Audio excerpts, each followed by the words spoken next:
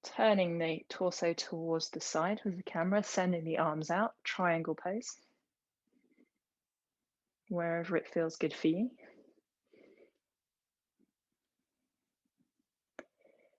Get really addicted to moon salutations. You can do them every full moon outside. It was quite cold the other day. Nice. Okay, really stabilize that torso, keeping the lower legs and the lower body exactly the same. Inhaling, we're going to cartwheel up, keeping the arms out, just twisting around to find that star position.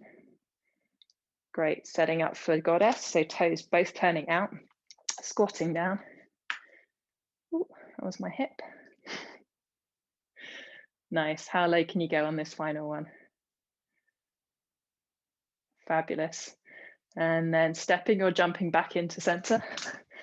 We're going to send the arms up towards the sky. Exhale. Inhale, center. Exhale to the right. Inhale, center. Fabulous. So we're going to take one forward fold here. So we're going to step the feet wide again. If you're quite tight in your hamstrings, the further apart your feet go, the easier it will be. If you're actually really, really stretchy, you might want to play with pigeon toeing your feet inwards a little bit and keeping your legs a little bit closer together, just to make it a little bit more tricky for you. But from here, we're going to find the hands on the hips again. And then thinking Lego person. Inhale here, exhale, hinge your Lego hips, keeping the torso really, really straight as you fold forwards.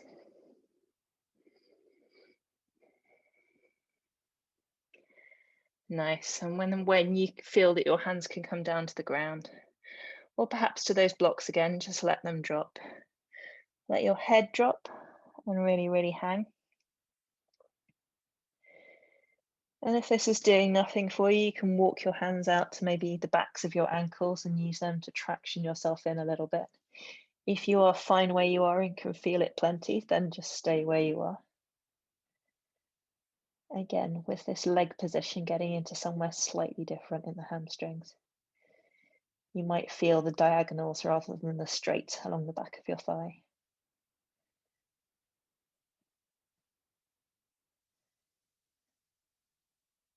Really good.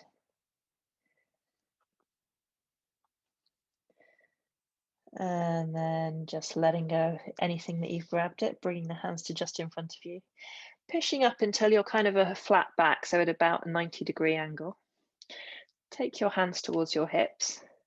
Check that your weight is balanced between both ends of your foot, so not too much in your heels, not too much in your toes. And then inhale very slowly with control, using the core, coming back up to standing. Nice. You can step or jump the feet in. And then we're just going to do one more standing thing before we come down into forward folds. So I'd like you to just stand with your hips hip width apart, hands towards your hips, find that nice balance point. What we're going to do is take the weight into the right foot. So just bring it so the left foot is just hovering off the ground. And then hinge forward at those hips, lifting the left leg behind you. So we're finding this warrior 3 position to try and find yourself kind of in a T. Balance can be quite challenging. So flex the toes on your left foot, and then just kind of imagine that you could pick up something from the ground in front of you with your right hand, and then hinge back up. So it's called the golfer's pickup with a bit of warrior 3 in it. So we'll try that once more again on that side. So weight driving down through the right foot, just hovering the left foot, and then with the hips staying in the same direction, beginning to hinge at that hip, bending forward, sending the heel back of the left foot, nice flex toes. Feel like you could just pick something up off the floor, and then whoop, maybe with a bit of a wobble, coming back to standing. Let's have a little shakeout, and we'll go again on the left leg. So again, this is just loading up and isolating that hamstring muscle. All of the weight now going into the left foot, hovering the right foot, and then with a gradual hinge, starting to send that nice flexed ankle of the right up to the sky. Feeling you could pick up something with your left hand, and then coming back up. with control, keeping those hips level. Nice, one more time on this side. Weight in the left foot, hover the right foot, and hinge. So thinking about that nice straight line from your head to your heel. Pick up your golf ball, she says, falling over, and then hinging back. Nice. So again, that's another nice exercise you can do to isolate the hamstring on that standing leg. We're going to take it down towards the ground. So taking the feet to just over hip width apart, toes turning out. We're going to come down to a squat. So hands towards the heart, and then bending through the knees, and take that squat down, sending the sit bones down towards the ground, and then finding that contact between the outer arms and the inner knees. And you can pause here, or if you really want to work in towards those glutes and those areas in the groin and the inner thighs, you can disconnect your arms from your legs and just lift your bum maybe a couple of inches and down again. And just with control, starting to do these tiny little squat lifts. Again, that will start to condition the area around that top point of the hamstring to make sure you've got really good stability. So the biggest trick with heel hooks really is to make sure that you start any firing up of muscles by firing up your glute first, and then bring in the leg. Whereas we tend to just sort of hook on with whatever we can and load it as fast as we can. So it's just having a little bit more control. Nice, that's getting way too much now.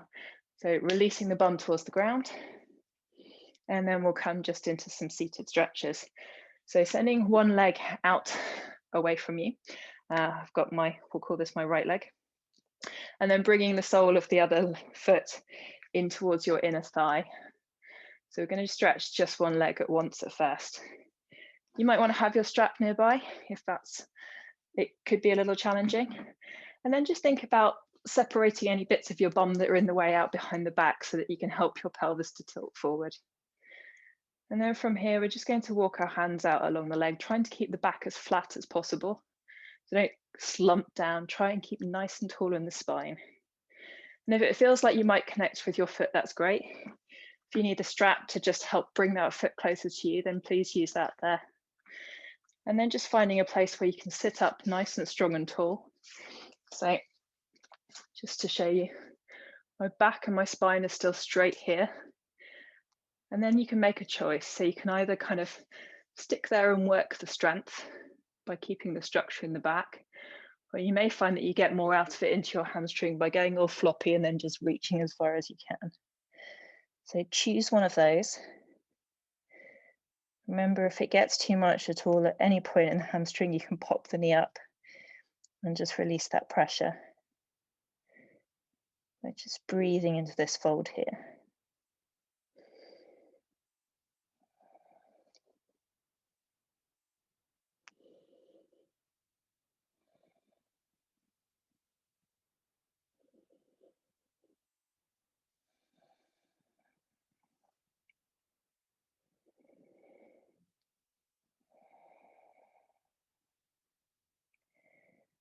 Nice. So in your next inhale, release whatever you've got hold of, and then start to lift the head and walk the hands back towards you. We'll swap over the legs, so sending the other leg out straight, drawing in the other leg so that the sole of the foot comes towards the inside of the thigh. Again, making sure that you've got a nice contact with your sit bones. Inhale here, and then exhale, folding, keeping the structure of the spine. So don't round out. See how far you get to there. And then on your next exhale, you can either stay where you are or you can go floppy, whatever feels like you're getting maximum gain from your stretch today. If you're really flexy and grabbing your foot isn't enough, then maybe think about sticking something behind your foot to make it even longer. Or maybe trying to grab opposite wrists instead of just interlinking the fingers. If you're really unstretchy, you might be up here with a strap, and that's good too. The work's still happening.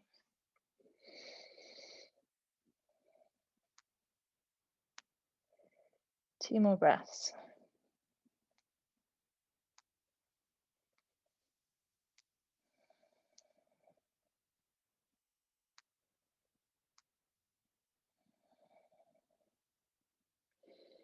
Next inhale, lifting the head, releasing the bind, walking the fingers back.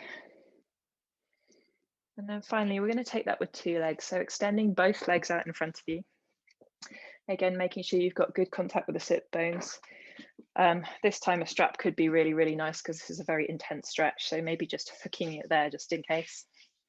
Sitting up nice and tall. Inhale, straight spine. And then exhale, starting to fold forwards until you get stuck. And then from the stuck point, you can choose whether that is working with your strap, whether that's using that to pull yourself in a little bit more, or whether actually you just want to flop it all down, grab whatever you can, choose whatever suits you today. Again, this is super intense. The Sanskrit name for this is Pashimotanasana, which means intense west stretch. The west side being the back side of the body. So they even know it's intense. So be kind to yourself and don't overdo it. Final hamstring stretch today.